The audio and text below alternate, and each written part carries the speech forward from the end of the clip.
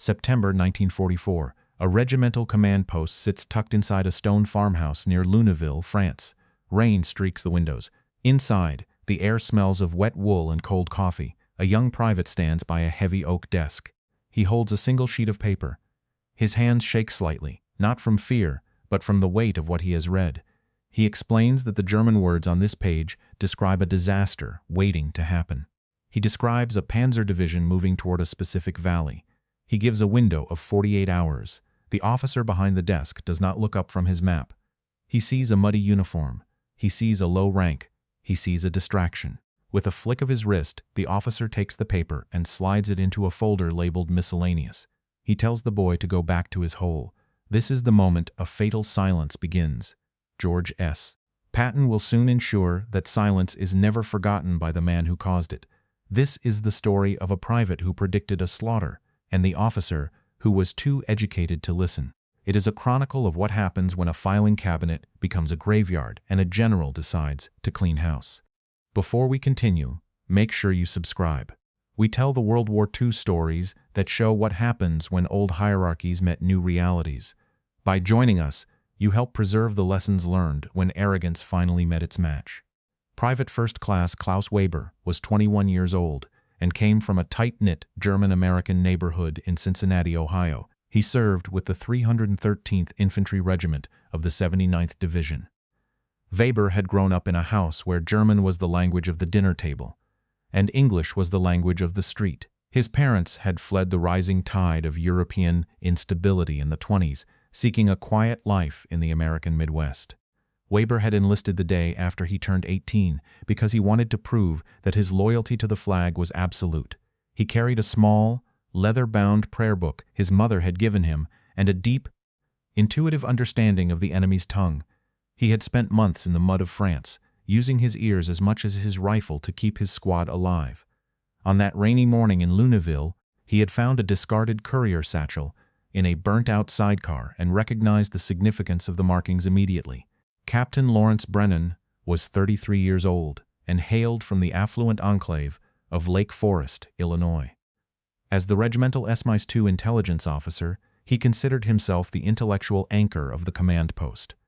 Brennan held a master's degree in European history from a prestigious university and dressed with a precision that seemed immune to the grime of the front lines. His boots were polished to a mirror shine, and his uniform was tailored to a sharp, aggressive taper. Brennan believed that military intelligence was a high-minded craft reserved for those with the proper academic framework. He often spoke of the grand movements of history and the strategic genius of great commanders. Looking down on the gritty, fragmented reports from the field, to Brennan, a soldier's rank was a direct reflection of their capacity for complex thought.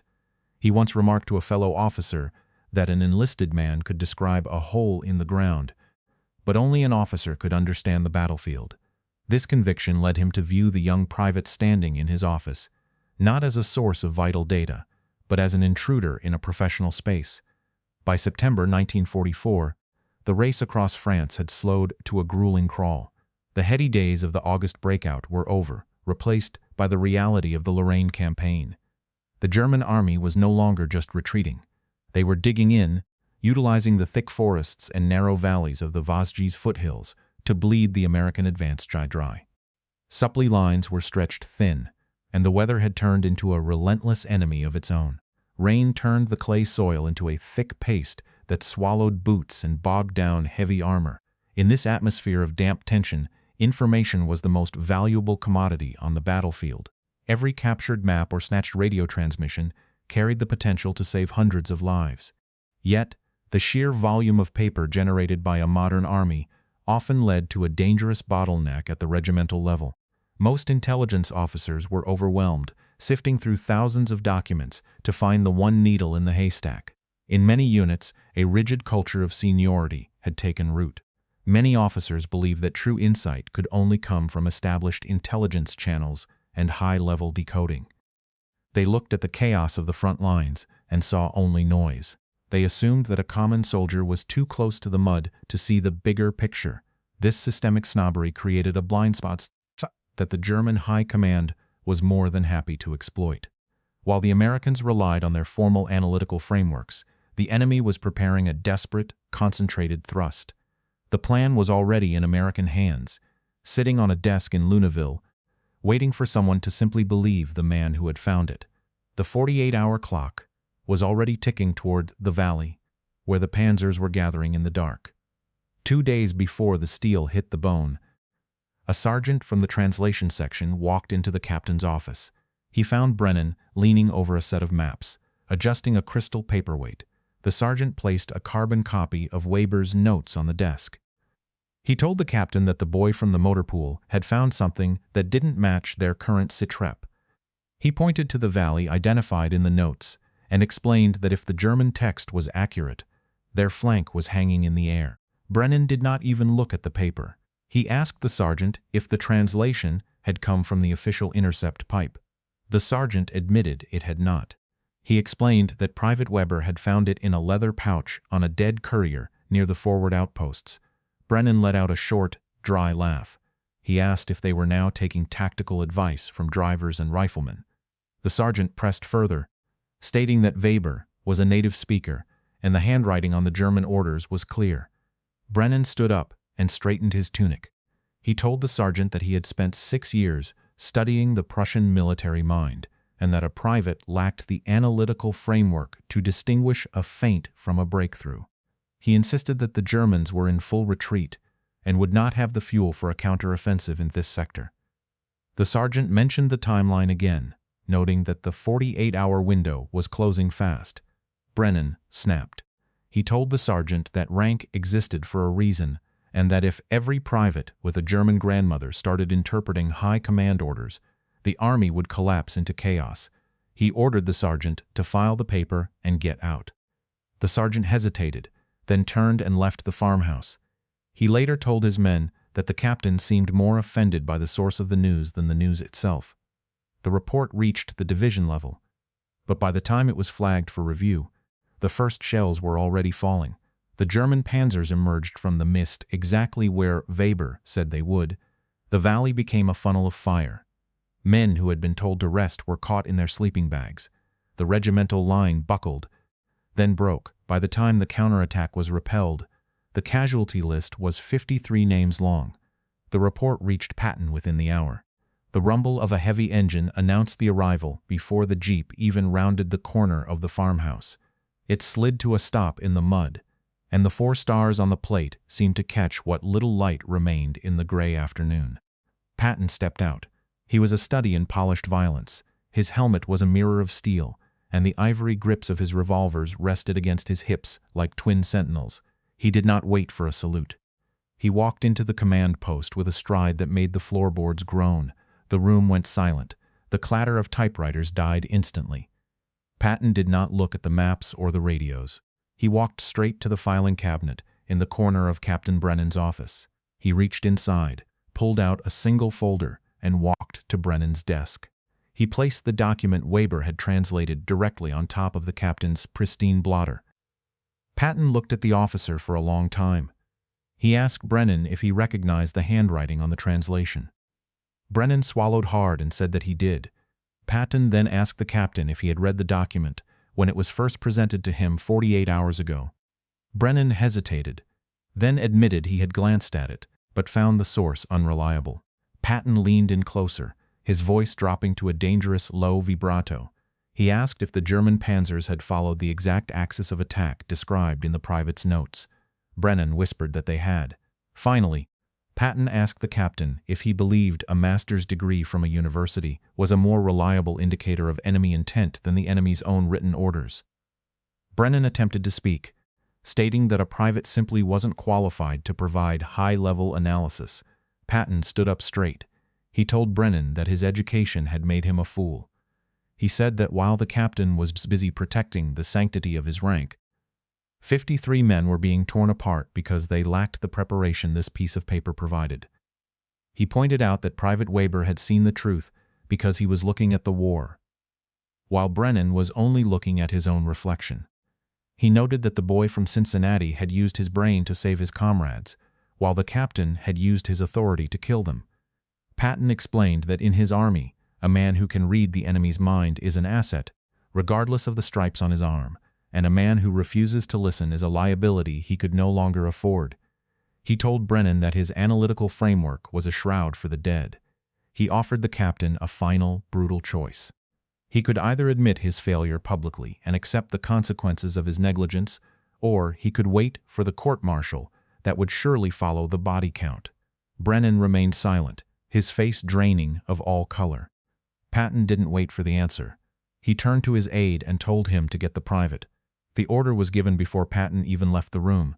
He didn't send Brennan to a stockade or a comfortable rear area desk. Instead, he ordered the captain to be stripped of his sidearm and his jeep. Under the watchful eyes of the regimental MPs, Brennan was marched down to the very valley he had claimed was safe. The verdict was a physical mirror of his own negligence. Patton ordered that the captain spend the next 48 hours in a shallow, muddy foxhole at the furthest edge of the new defensive line, the exact amount of time he had let the warning sit in his drawer. He was to have no maps, no radio, and no analytical framework. He was given a rifle and told that if a single German scout appeared, he was the first line of defense. As the rain turned to sleet, the men of the regiment watched the polished officer climb into the frozen earth. They saw his tailored uniform turn the color of the mud that now held the 53 men he had failed. There was no shouting, only the rhythmic sound of shovels. The silence of the troops was heavier than any reprimand. Brennan sat in the dark, listening to the wind, finally forced to see the war from the perspective he had spent his career despising. He was no longer an interpreter of history. He was a target. Private First Class Klaus Weber was transferred to the 3rd Army's intelligence section the following week on Patton's direct order. He spent the rest of the war translating high-level German communications, eventually earning a Bronze Star for his work during the Battle of the Bulge. After the war, he returned to Cincinnati and used the GI Bill to study linguistics. He became a high school teacher, spending 30 years showing students that words were more than just sounds. They were the difference between understanding and disaster. He died in 1998, leaving behind a small collection of journals that documented the day he stood before a general who cared more about his brain than his rank.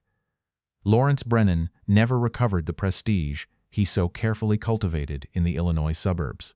After his 2-day stint in the mud, he was officially relieved of his duties and reassigned to a logistics depot far behind the lines.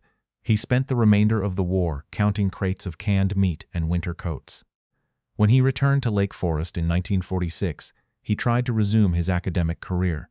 But the stain of the Lunéville failure followed him through the quiet circles of military veterans. He lived until 1982, rarely speaking of his service, and never once mentioned the name of the private who had seen what he refused to look at. General Patton kept a copy of Weber's original, handwritten translation in his personal files for several months. He occasionally showed it to newly arrived staff officers as a warning against the dangers of intellectual vanity.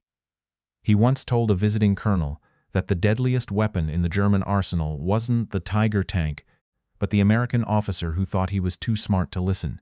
Patton never second-guessed the decision to put a captain in a foxhole. To him, it wasn't about cruelty. It was about the cold, hard math of command. If a man couldn't value information, he didn't deserve to be shielded from the consequences of ignoring it. Some historians argue that Patton's treatment of his intelligence officer was an unnecessary display of grandstanding that bypassed the formal military justice system. They suggest that the complexities of wartime intelligence often lead to discarded leads, and that Brennan's mistake was a common byproduct of the fog of war. However, others argue that Patton's decisive action was a vital corrective to a toxic culture of elitism that was actively costing American lives. They contend that by holding the officer personally accountable for the physical reality of his failure, Patton reinforced a meritocratic standard that saved countless soldiers in the months that followed. What is certain is that the Lunéville incident remains a definitive case study in the consequences of administrative arrogance during combat operations. If you had been in Patton's position, would you have done the same, or would you have filed a formal reprimand instead? Let us know in the comments. And if you want more stories about what happened when old hierarchies met new realities, make sure you subscribe.